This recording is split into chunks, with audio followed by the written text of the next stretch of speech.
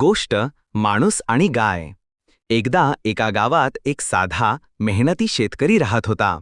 त्याच्याकडे एक जुनी गाय होती, गंगा. गंगा त्याचं घर चालवायची. ती दूध द्यायची, शेतीच्या कामात मदत करायची.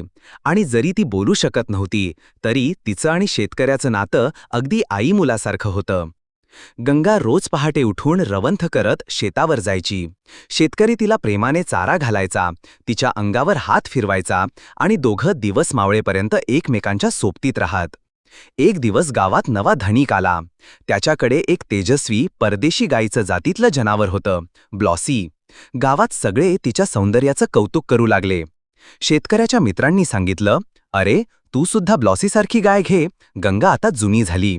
पण शेतकरी हसला आणि म्हणाला, ती गाय नाही, ती माझं कुटुंब आहे.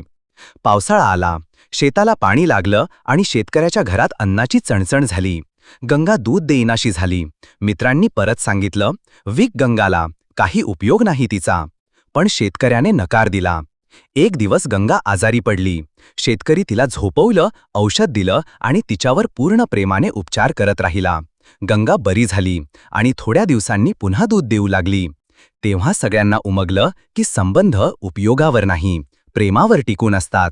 शिकवण: गाय म्हणजे फक्त जनावर नाही, ती आपल्या संस्कृतीचा भाग आहे.